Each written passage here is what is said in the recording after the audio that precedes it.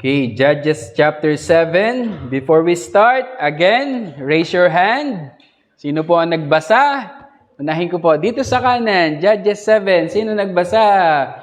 Tingnan ko sa harapan. Naku, ma. Tingnan. Ma. Okay, dito ba? O, Janela, Hana, nagtaas kayo? Okay. Nay, hi. Sa Jordan. Okay. Oh. Dito po. 7. Uy, nagbasa. Okay. Sige, good job. Okay. Sa bisita, exempted, RJ. Okay lang yan. Sige po, salamat. Wala pa tayo sa 100%, pero mas kokonti tayo nagbasa ngayon. Last week, mataas yung rate natin sa reading. Medyo mababa tayo ng konti ngayon. Hanggang kailan kaya tayo kailan kaya tayo makaka 100%? Well, anyway, Judges 7, napakaganda nung binasa po natin story. Who loves to read stories? Ako nung bata ako, mahilig ako magbasa ng mga kwentong walang kwenta. Alam niyo yun? May mga kwento lang. No? Pero, sino po sa inyo nakapanood na ng Gideon? Spartan 300. Meron ba? Wala. Hindi nyo alam yung Spartan! Au! Diba? Sorry. Talaga naman. Kung di nyo pa napanood, huwag nyo nang panoorin.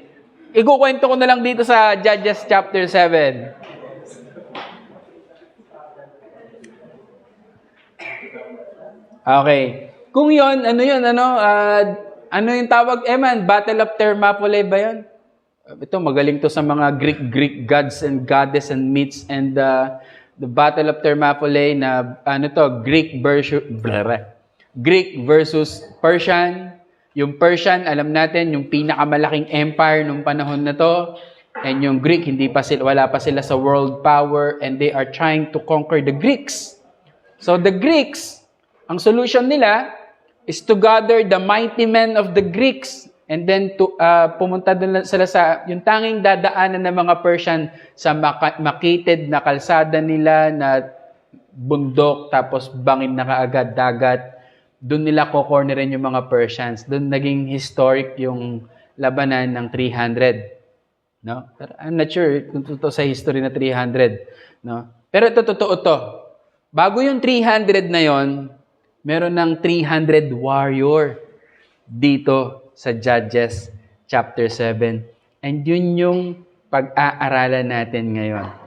And alam niyo po, bago ko pa lang i-preach ito, talagang excited na ako kasi nung ginagawa ko yung chapter 6, ina-anticipate ko na yung chapter 7. Kasi alam ko, ito yung climax Ito yung napakaganda ng kwento And iniisip ko, paano ko to ipipreach sa inyo? And my heart is really rejoicing in this text, in this chapter. At paano pinapakita, dinidisplay yung gospel dito sa chapter na to. And are you ready? Yan. So, in this story, makita natin kung paano ang Diyos iniligtas niya yung Israelites from the Midianites sa pamamagitan ni Gideon with only 300 mighty men. Parang gusto mong gamitin na mighty men, Pero hindi ko gustong ipakita sa inyo yung might ni Gideon. Ayokong ipakita sa inyo yung might nung 300. Gusto kong pakita sa inyo yung might ng ating Panginoon. So this is our message. God is mighty to save. Therefore, if He is mighty to save, we should trust God's saving power. God is mighty to save. At dahil mighty to save siya, kailangan nating magtiwala sa kanyang kapangyarihan na nagliligtas. So then, I have 5 points. Kahapon yung mga speakers namin, iba-iba sila. They are from Presbyterians and Baptists And pag-baptize, I have 3 points. I have 3 points. Pag-baptize ang speaker. Pag-Presbyterian ng speaker, I have 8 points. I have 7 points. Eh, 5 points ako ngayon. Eh, hindi ko alam kung nasan ako doon. No? I have 5 points, but I will divide it to 2. How God saved the Israelites.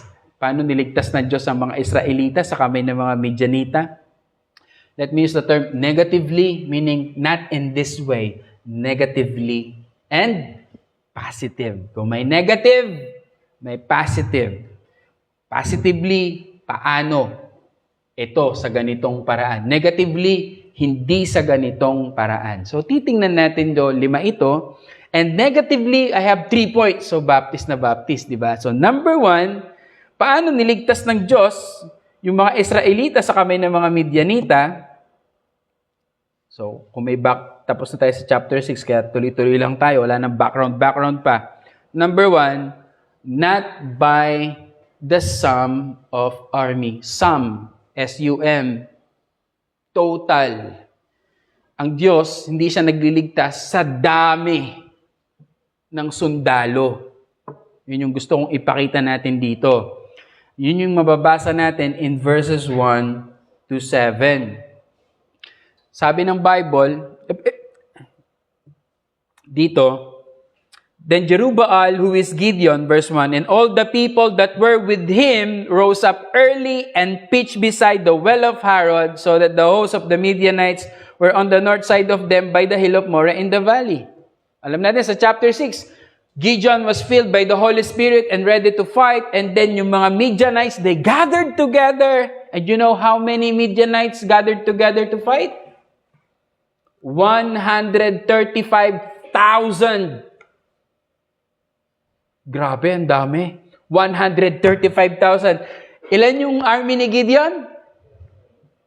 And sabi ng verse 2, and the Lord said to Gideon, the people that are with thee are too many for me to give the Midianites into their hands, lest the Israel boast or vaunt themselves against me, saying, mine own hand had saved me. Kaya, sabi ng Panginoon, sabihin mo sa mga tao, sino yung mga takot, sino yung mga duwag, umuwi na kayo. And ilan yung umuwi? 22,000. Ilan yung natira? 10,000. So, ilan ang sundalo ni Gideon? Nagsimula siya sa 32,000. So, pag naglaban ng 32,000 versus 135,000, sino man nanalo sa palagay nyo? Parang China versus Philippines. Diba? Ganun kadami. Pero sabi ng Panginoon, Gideon, ang dami mo namang dala. 32. Siguro, kahit sinong general na napakagaling, 32 against 135, paano tayo mananalo doon? Tapos sasabihin ni Lord, marami yung 32,000. Kaya tines niya, sabi niya, o sige, yung mga takot, mga duwag, umuwi na kayo. So verse 3, ilan yung umuwi? 22,000. Naku po, 10,000 na lang yung natitira. Anong sabi ng Panginoon? Verse 4. And the Lord said to Gideon, marami pa din yung 10,000, Gideon. Hindi pwede. Magyayabang pa din yung mga tao na yan. Pag niligtas ko kayo, madami pa yung 10,000. Bawasan natin, sabi ng Panginoon. Sige, dalhin mo sila sa batis and I will test them, sabi ng Panginoon. Okay. Inom. Yung 10,000 uminom. Sabi ng Bible, lahat yung uminom, 9,700, uminom na parang aso. Yung 300, ginamit nila yung kamay nila, sumalok ng tubig. Uminom. Sabi ng Panginoon, okay. Lahat ng mga parang aso uminom, pauwiin mo na rin. Yung mga ginamit yung kamay nila para uminom, sabi ng Panginoon, verse 7, and the Lord said to Gideon, by the 300 men that lapped, I will save you and deliver the Midianites into thine hand.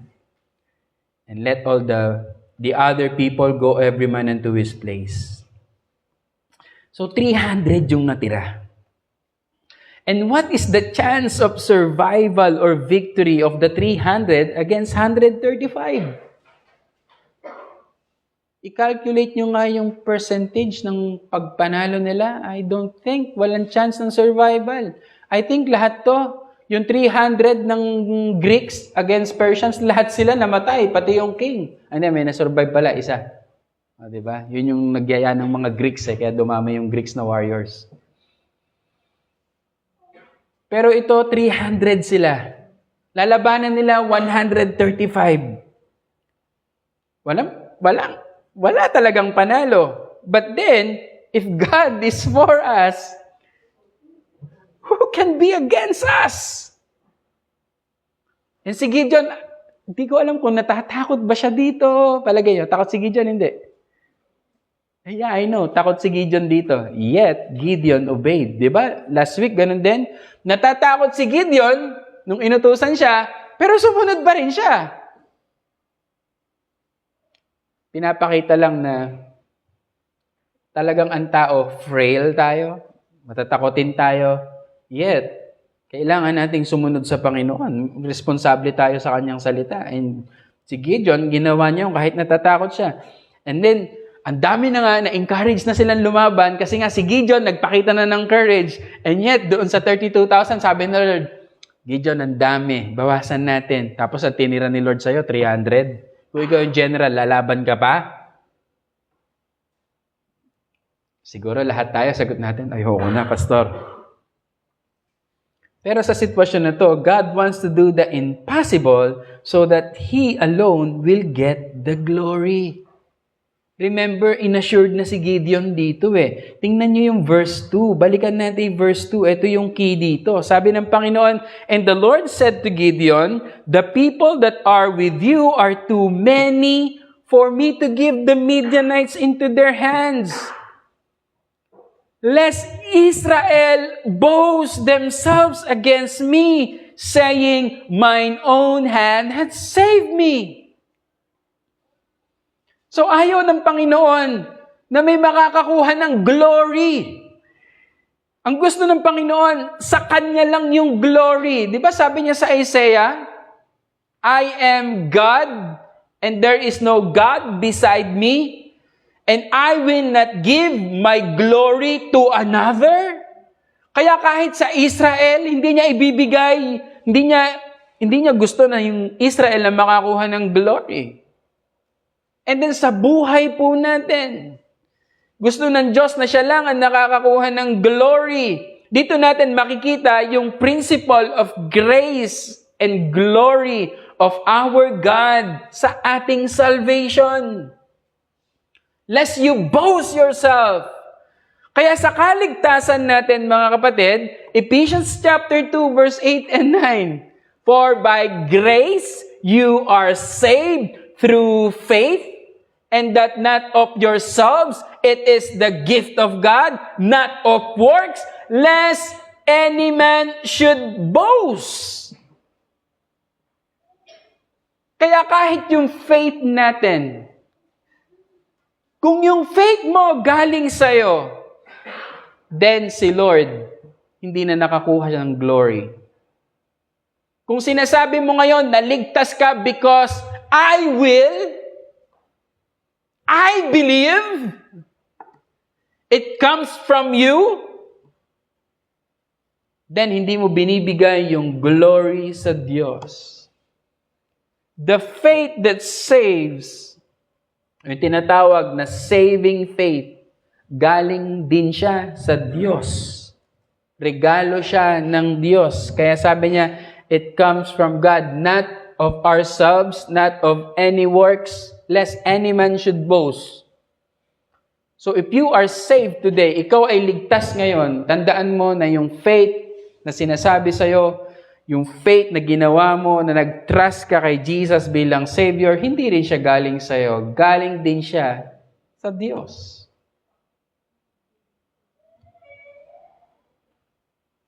Kaya ang challenge na meron sa atin, we should give thanks to God that salvation is all of grace.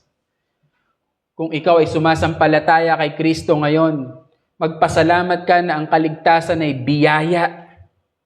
Lahat ng kaligtasan ay biyaya. At kung hindi ka pa saved ngayon, ask God to grant that faith that saves. I-ask mo ngayon ng Diyos na bigyan ka niya ng pananampalatayang nakakapagligtas. And I think, hindi ka pagdadamutan ng Panginoon. Dahil pangako niya na lahat ng tumatawag sa Kanya, especially sa salvation, maliligtas yan. Pero yung faith na yon hindi nagmumula sa sarili natin, nagmumula yun sa biyaya pa rin niya. And if you think na wala kang pananampalatayang nakakapagligtas, you can come to Christ. You can come to God and ask Him, Lord, wala pa ako yung faith na to na nakakapagligtas. You can ask Him. Pwede mo siyang kausapin. Para yung duda mo sa kaligtasan mo mawala. Kasi siya lang naman din ang makakapagbigay ng totoong faith. Hindi siya manggagaling sa'yo. So, ang Diyos, hindi siya nagliligtas by the sum of army. In sa salvation, it's not the amount of good works na naligtas ka. No. It's all of grace. So, yung victory ng Israelites dito is the picture of our salvation, that it is all of grace. Hindi dahil madami sila. And even that 300 will not get the glory. It's God alone. Kaya tingnan pa natin yung pangalawa. So if it is not by the sum of army, what else? Verse 8. So the people took victuals in their hand and their trumpets, and he sent all the rest of Israel, every man unto his tent, and retained those 300 men, and the host of Midian was beneath him in the valley. So, and then verse 16, let's jump. And he divided the 300 men into the 3 companies, and he put a trumpet in every man's hand, with empty pitchers and lamps within the pitchers. So, paano nagliligtas ang Diyos? Negatively, not by the sum of army. Second, not by swords. Sige, 300 na nga lang tayo. Anong gagamitin natin? Siguro, yung 300 men, kukunin na nila yung pinakamatalim na espada. Imagine, kasama tayo sa 300. O, konti lang naman tayo dito. 50 lang tayo dito. Sige, kakalaban natin 135,000 at tapos tayo-tayo na lang talaga. Siguro marami kang reserbang marami kang reserbang espada o kutsilyo o siguro magdadala ka na rin ng granada. Siyempre, 300 lang kayo, kalaban nyo 135. And imagine, hindi to special na tao, ordinary to. It's people like us. Walang something special sa mga taong to. Kagaya lang din natin itong mga to, nasusugatan, namamatay. So, paano mananalo talaga ang 300? Tapos, ang sabi ni Lord, o, ready na! O, eto, trumpet. Imagine that war na lahat may hawak ng trumpet. Paano to, Lord? Are you kidding us? Lord, nagbibiro ka ba? Digmaan ba to? O party? Bakit trumpeta? Bakit lampara? Bakit pitchel? Ano to, Lord? Kahit sino matinong tao, magtatanong dito talaga, ano na nangyari? Digmaan ba talaga itong pupuntahan natin? Bakit pitchel? Ano to? Uhaw tayo? Given yung lampara, okay yun eh. Madilim, o di... May ilaw ka habang nakakipaglaban. Pero torotot, ano ba? Nakakaloko to, right? O ano, Leo? Willing ka na? Marami tayong pitchel dyan. Magdala ka pa ng flashlight. Tsaka trumpet. Gusto mo, dali mo pa yung gitara. Pero paano kang mananalo? Impossible! Imposible na nga yung number, imposible pa yung gamit. That's why I said, God saves, not by swords. Tingnan nyo yung kalaban ha. Sabi ng kalaban, verse 12, and the Midianites and the Amalekites and all the children of the east lay along in the valley like grasshoppers for multitude, and their camels without number as the sand by the seaside for multitude. Pambihira, biruin mo, 300 kayo, bitbit mo, torotot. Ang kalaban nyo, 135 with their camels for multitudes. Kahit tuta, wala kang bitbit, torotot nga. Paano ka mananalo dito, Lord? Wala naman kaming Doberman, wala kaming kabayo. Ano to talaga ba? Paano kaming mananalo dito? Posible. That's the beauty of salvation. It's not about you.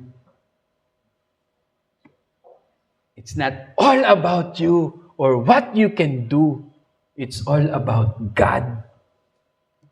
Kaya alam nyo, si Paul, nakaka-bless yung mga writings ni Paul. Pag kinukwento niya yung salvation, hindi niya sinasabing, tinanggap ko si Jesus, I prayed the sinner's prayer. Hindi ganun eh.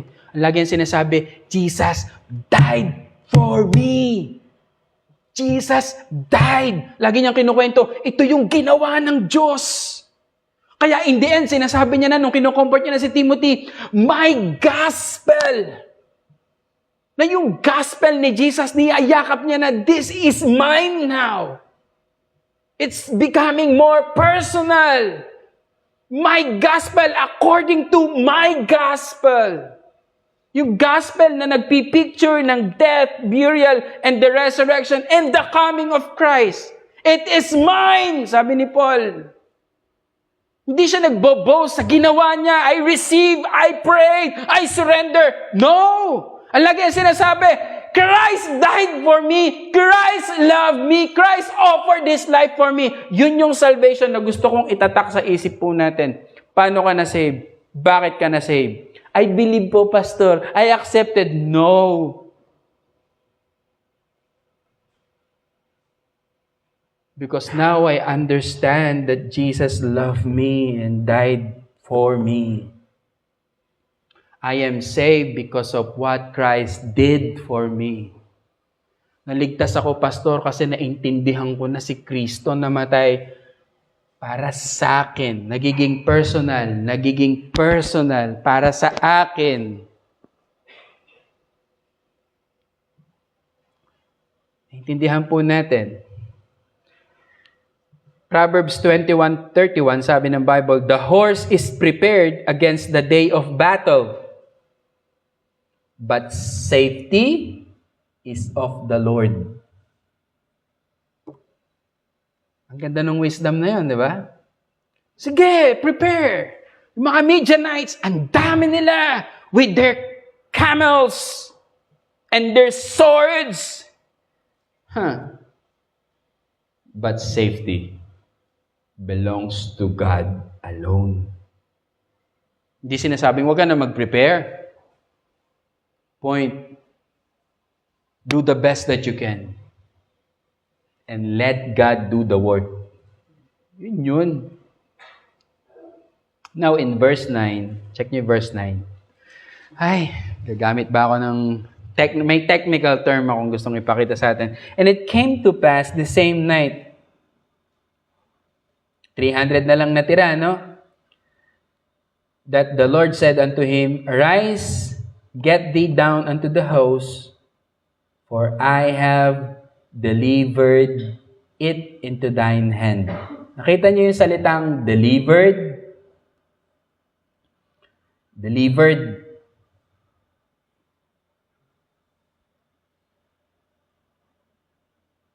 Sa verse 7, notice, sabi niya, the Lord said unto Gideon, by the 300 men that lapped, will I save you?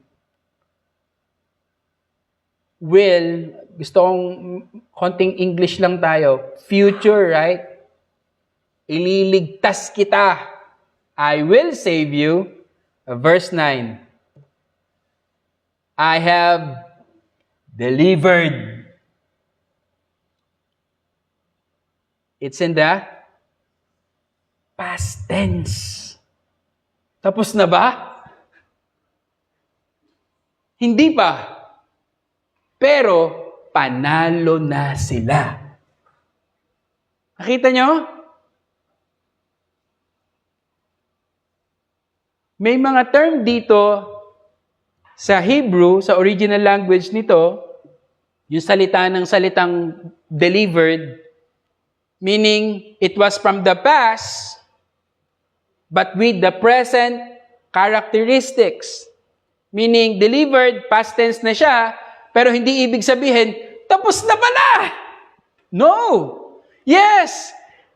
No na tapos na, panalo na kayo, pero yes, you need to fight. Nagagets niyo ba? I have delivered it. I had delivered them. Tapos na. Point, guaranteed victory. The result is inevitable. But they need to finish the battle. Naiintindihan niyo ba ako?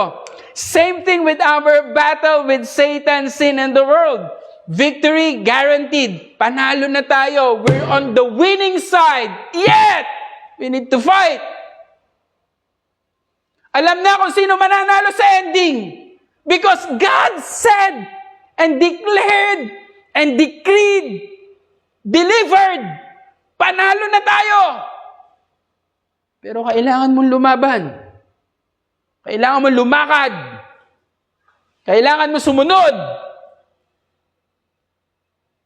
Pag hindi ikaw yung kasali doon sa victory side. Naiintindihan nyo ba? Christians, panalo na tayo. Hindi ka na matatalo ni Satan. Hindi ka kayang talunin ni Satan. But you need to follow Christ. You need to obey. You need to fight. You don't need to fight to win because you're already winner. You're a victor.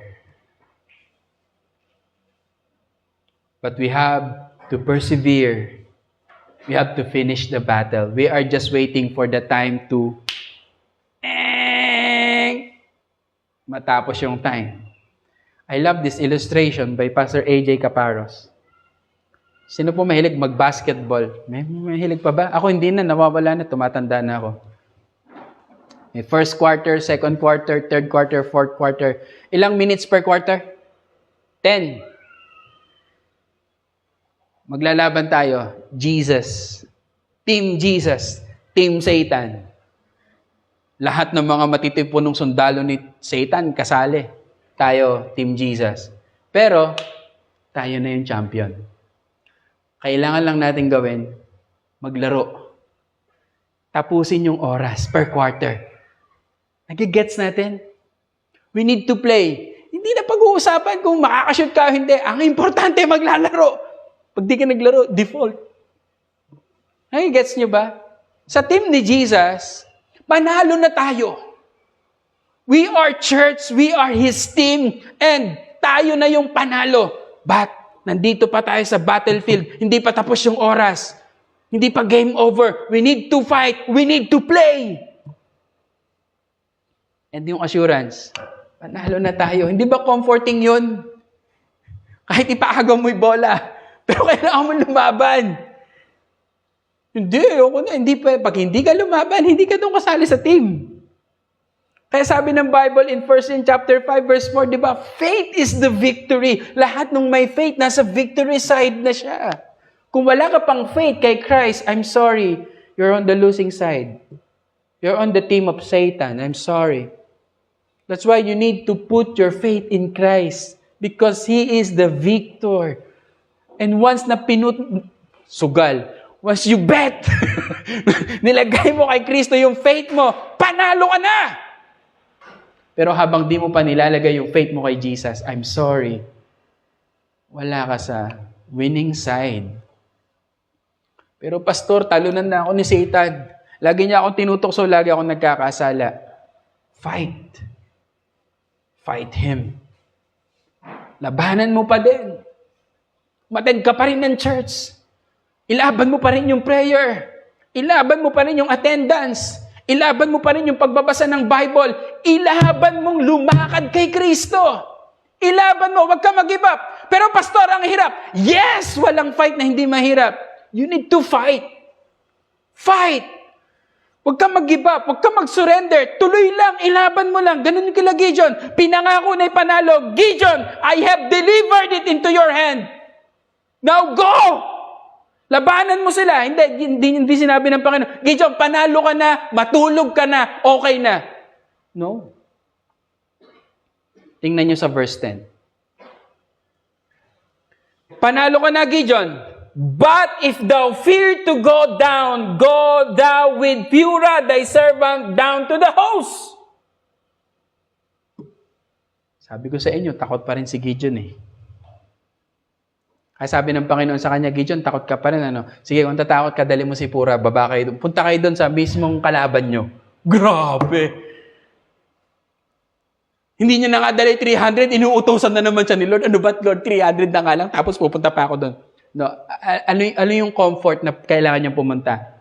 Verse 9, Gideon, panalo ka na. Gideon, tapos na yung laban mo dyan eh. Ngayon, sige, gusto mo ma-sure? Sige, baba ka doon, puntahan mo sila. O sige, kung natatakot ka, bitbitin mo. Si Purah. Si Purah siguro matapang. Ano nangyari? That's the story. Church, kaya yung exhortation sa Hebrews, applicable siya dito. Kasi nung time ng Hebrews, ito yung panahon ng church na kung saan really persecuted. Pagsimula ng 100 to 200 AD, persecuted ng church. Pinapatay na yung mga members. Hirap na sila. Dito nasulat yung Hebrews. Pag di kayo bumalik sa religion ng Judaism, papatahin namin kayo. Ikukulong namin kayo. Sabi ng sumulat ng Hebrews, no, tayo babalik. Wala nang ibang Savior apart from Jesus Christ. Kaya binalikan niya yung theology ni Jesus Christ. Sino si Jesus mula Old Testament hanggang New Testament? Kaya yung exhortation niya, let us hold fast. Magpakatatag tayo sa pananampalataya natin. Laban! Kasi panalo na tayo kay Kristo eh. In chapter 12 verse 1, let us run the race with perseverance. Mahirap pero panalo ka na. Hindi ba ang sarap nun? I-endure mo na lang yung hirap kasi alam mo, in the end, panalo ka na.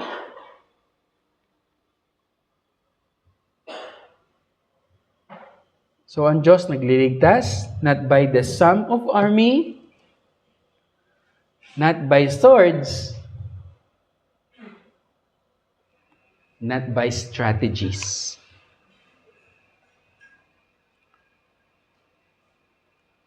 Strategies, verse 16.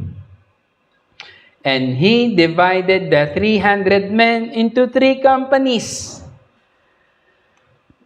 Grabe tong no? Grabe tong strategy nila. O sige, 300. Magwatak-watak tayo, tagwa 100. And then, binigay na nga yung trotot, pitchers and lamps with the pitchers. And then, anong sabi pa nila? Verse 22. Ay, hindi. Sa verse 20. And the 3 companies blew the trumpets and brake the pitchers and held the lamps in their left hands and the trumpets with their right hands to blow withal. And they cried, the sword of the Lord and of Gideon. Ano yung strategy nila? Nag-divide sila, hawak nila yung mga trumpeta nila, and then gagayahin nila si Gideon. Babasagin nila yung pitchers nila with their lights and then magbo-blow sila ng trumpet and then sisigaw sila, the sword of the Lord and of Gideon. Imagine, ang grabe nung panalo nila. Sisigaw ka, totorotot ka. Strategies.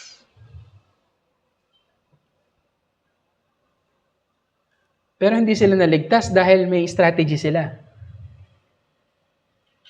It's not their strategies.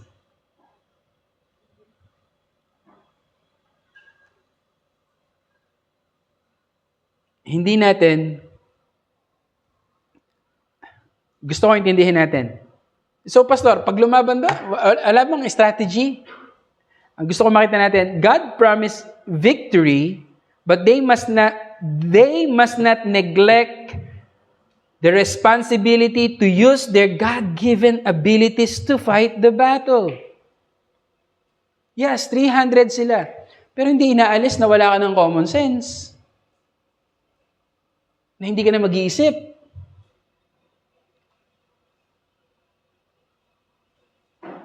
Ang gusto rin ni Lord, ginagamit natin yung mga God-given abilities natin, talents natin. And here, hindi lang sinabi ng Panginoon, sige, panalo na kayo. Pero hindi natapos doon. Kailangan dumiskarte siya. Kailangan niya mag-isip, strategize. And besides, itong strategy na to, I don't think it's in original kay Gideon. Kasi alam natin, in chapter 6, he was already filled with the Holy Spirit at yung ginagawa niya was directed by the Spirit. Kaya sabi ng Proverbs 16:9, a man's heart deviseth his way, but the Lord directeth his steps. Andun si Lord. Kaya hindi na masama na dumiskarte tayo na gagawin natin to. In our fight with the flesh, with Satan, anong strategy nyo? What's your strategy? Anong dapat nyong gawin? Pastor, hirap na hirap ako mag-church. Then you need to strategize. Pastor, hirap na hirap ako mag-pray. Then you need to strategize. Hirap na hirap ako magbasa ng Bible. I don't have time. Then you need a strategy. Alam niyo po yung rebuke sa amin kahapon? Kung paano kami ni-rebuke ng mga pastor? I mean, nakakahiya. Ni-rebuke nila kami sa aming family devotions. Hindi ito para sa pastor lang. But according to survey, in their survey, 90% of Christians in the United States don't have family devotions. 90% of Christian family in America don't have family devotions. Kung Pilipinas kaya ang isa survey, ilang kaya ang family na nagde-devotion?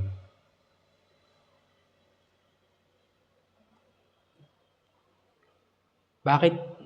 Kaya sabi niya, bago mo turuan yung mga anak mo na magsimba, mag-worship, turuan nyo muna sa nagsisimula sa bahay. Hirap kang pa-attendin sa church. Bakit? Wala naman kayong worship sa bahay. What a rebuke. Tapos malalaman natin, too late na, malalaki na yung mga anak natin, di na natin mapasunod. Why? Kasi bata pa lang sila, pinabayaan mo na sila. Ouch. Hindi ba nandun tayo sa stage na yon? Pinabayaan natin mga anak natin na turuan ng sanlibutan, turuan ng cellphone, turuan ng TV, turuan ng kung ano-ano, turuan ng school, pero pagdating sa church, iaasa nyo pa sa iba. Di ba? Ba't di natin simulan sa bahay yung worship? Strategize! Hirap na tayong akay mga anak natin. Hirap tayong pa-attendin ng church. Why? Kasi wala sa bahay. Walang worship sa bahay. Walang Bible study sa bahay. Subukan nyo mga young people na gawin yan sa pamilya ninyo. Kawawa ang future nyo. Mahirap. Di ka makapagbasa ng Bible, strategize. They need to fight the battle.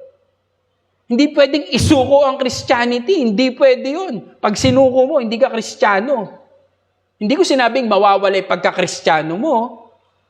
In the first place, hindi ka Kristiyano kasi sinuko mo nga. Ilalaban mo ng patayan si Kristo. Hindi pwedeng mawala na lang sa'yo yung Bible reading. Pag Kristiyano ka, hindi na lang basta mawala ang prayer sa'yo. Ilaban mo, gawan mo ng paraan, strategize. The overall point, not by the sum of army, not by swords, not by strategies, is this. God will put you into impossible situation so you can depend on Him alone.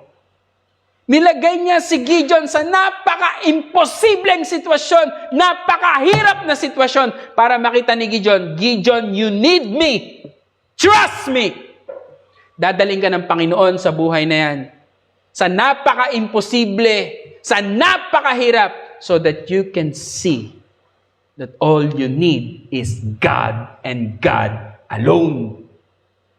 Mararanasan mo ang maraming failure. Mararanasan mo ang maraming pain. Why? Para ma-realize mo that you need God. Huwag kang magtiwala sa resources. Ang dami kong ganito, ang dami kong ganyan. Not by number.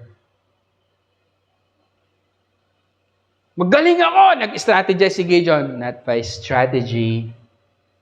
Marami kong ganito. Not by sword.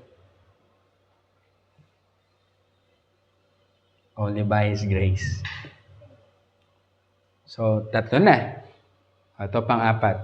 In a positive way, how God saved by His own promise. Di ba promise niya yon? Di ba promise niya kay Gideon, mananalo siya? Pero balikan natin yung promise. Saan nagsimula yung promise niya? In chapter 6, verse 14. Sabi ng Panginoon sa kanya, and thou shalt save Israel from the hand of the Midianites. Point, I have sent you, Gideon. Verse 16, and the Lord said to him, surely I will be with you, and thou shalt smite the Midianites as one man. Chapter 7, verse 7, and the Lord said unto Gideon, by 300 men that lap will I save you, and deliver the Midianites into thine hand. Verse 9, and it came to pass the same night, the Lord said to him, arise, get thee down unto the host, for I have delivered it to thine hand. Lahat yun, Diyos ang nagsasalita. Tingnan nyo to, kaaway ang nagsalita. Verse 14. Sa chapter 7. And his fellow answered and said, this is nothing else save the sword of Gideon, the son of Joash, a man of Israel. For into his hand God hath delivered Midian and all the hosts. Imagine this. Si Lord, nag-promise siya. How many times ba dito? 1, 2, 3, 4. And sa 5th, ang promise. Saan nanggaling? Sa kaaway. At naririnig ni Gideon. So 5 times, God assured Gideon of the victory. It was promised. Grabe, 5 times. So meaning, God reveals the grace and patience toward him. Pambira ka, 5 beses na, Gideon, ano ba? Ang kulit mo, ha? Alam nyo, sino ba yung madaling uminit ng ulo pag nasabi ka na nag-instruct ka sa kanya tapos, sige, hindi mo nakuha. Sige, ulitin natin, 2nd time. Nagkamali. 3rd time. Nagkamali pa rin. 4th time. Ako siguro nakatadyak na ako eh. No? Hingot mo. Nakakainis ka na. Pero si Lord, 5 times. Patience, grace. Ilang beses na tayong bumagsak? Kay Lord? 5 times. Hanggang ngayon, no? Buti niya sa atin, no? What a grace.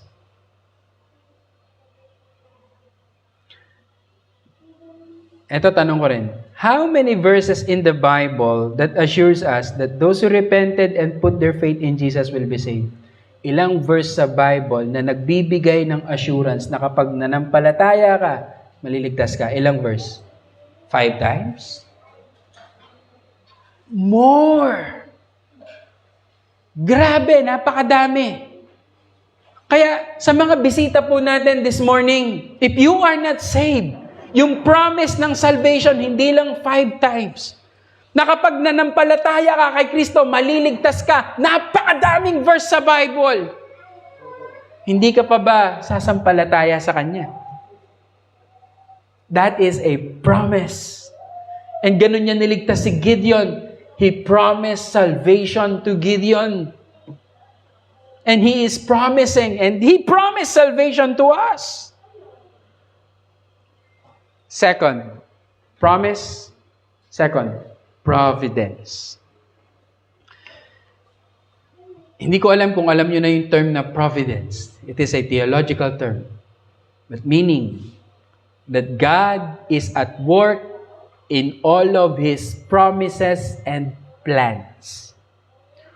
Yun ang ibig sabihin ng providence. Na kung ano ang pinangako ng Diyos, ano ang pinlano ng Diyos, gagawin ng Diyos. When God is at work, ang tawag doon, providence. Alam niyo yung story ng Aslan? Ano yan? Ano anak yun? Yung palabas na yun? Narnia. Nangyayari yung prophecy doon sa anumang backdoor ng wardrobe na yun. Ang sabi nila, Aslan is on the move. Natutupad lahat yung prophecy. Why? Because Aslan is on the move. Bakit nangyayari to sa bansang ganito? Bakit nangyayari to? Because God is on the move. He is working. He is doing yung pinlano niya, ginagawa niya, sinasakatuparan niya. God is at work. Bakit ang gospel napupunta kung saan-saang lugar? Why? Because God is at work.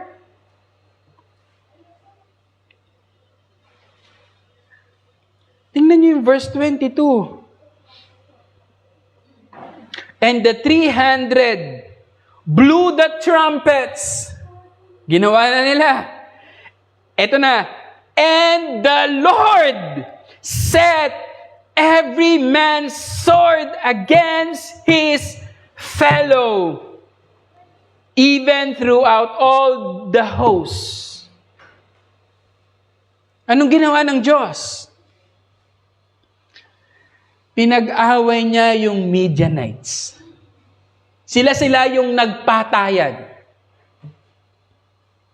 See?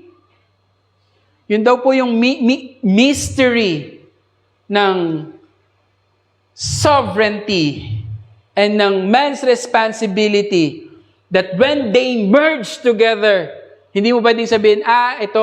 You can't divide it. It's a mystery. Ano yung sinasabi natin dito? Makita natin that Gideon and the Israelites blew their trumpets. But as they blew their trumpets, si Lord is working into the heart of the people to fight against each other. It's not Gideon, it's God. Nakita natin. Saan ka nakakita, iboblow mo yung trumpet, magpapatayan kayo? Imaginein mo yun. Sinong gagawa nun? Hinipan mo lang yung trompeta, nagpatayan kayo? Paano yun? It's God. That's why, Gideon, you need to fight. Kapag di ka lumaban, Gideon, hindi sila magpapatayan. So Gideon, blew the trumpet. And with that, si Lord, kumikilos pala sa kabila. Preparing the heart. We need to do what we need to do. Amen? Read your Bible. Pray. Disciple your children. Attend church. Do it. That's your part. But let God give the increase. Si Lord ang magpapalago sa'yo. Do it. Pastor, si Lord naman pala magpapalago sa akin. Hindi na ako mag-church. Hindi na ako magbabasang Bible. Hindi na ako magpe-pray. What in the world? Di mo ba nakita sa story? Sila Gideon, kailangan lumaban, kailangan mag-blow ng trumpet, and the Lord will do the work. Ganun din sa'yo. So all in. This is the gospel. God promised the coming of Christ into the world, Genesis 3:15. And even before that, God decreed that Christ will die. But then, hindi lang siya promise. In the whole story of the Bible, particularly here in Judges, God is preserving Israel para maging daluyan kung saan ipapanganak si Kristo. Kaya all throughout the wars, pinoprotektahan niya yung Israel kasi dun manggagaling si Christ. Kaya kahit sinakop sila ng ibang bansa, iniingatan ng Panginoon ang Israel. Why? Because the Messiah will come out of Israel. Pine-preserve ni Lord yung land. Pine-preserve ni Lord yung people. Why? Because Christ dun manggagaling. Kaya yun yung overall picture niyan. But yet, pinulfill din ni God yung promise na yon in literally sending His Son. Galatians 4. God sent forth His Son, made of a woman, made under the law, to redeem them that were under the law, that we might receive adoption of sons. For God so loved the world that He gave His only begotten Son. Providence. He gave. He sent. Kumilos ang Diyos para tuparin niya yung plano. Now, are you going to believe? Are you going to trust Him? Magtitiwala ka ba ngayon sa ginawa ng Diyos kay Kristo? Magtitiwala ka ba ngayon kay Kristo? Susunod ka ba ngayon kay Kristo? Again, hindi lang 5 times ang promise ng eternal life. Napakadaming verses that the Lord will give eternal life sa mga taong sasampalataya kay Jesus Christ. Tayo naman, church, ano pang dahilan para hindi ka sumunod kay Kristo? Tanggalin mo yung tiwala mo sa mga resources mo. Tanggalin mo yung tiwala sa talino mo. Tanggalin mo yung tiwala sa galing mo. Magtiwala ka sa Panginoon. At kung hindi ka nagtitiwala sa Panginoon, dadaling ka niya sa sitwasyon na kung saan tatanggalin niya lahat ng pinagkakatiwalaan mo para makita mo, kailangan mo magtiwala kay Kristo. Let's pray.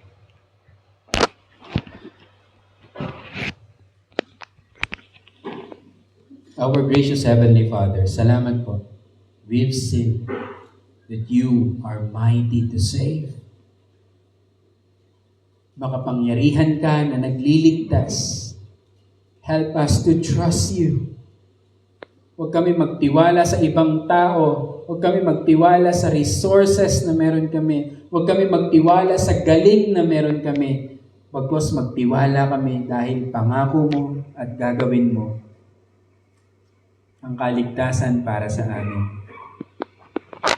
Sa mga nadi-discourage ng lumaban, Lord, against Satan, against flesh, help us to fight. Help us to strategize. Help us to follow you. In Jesus' name. Amen.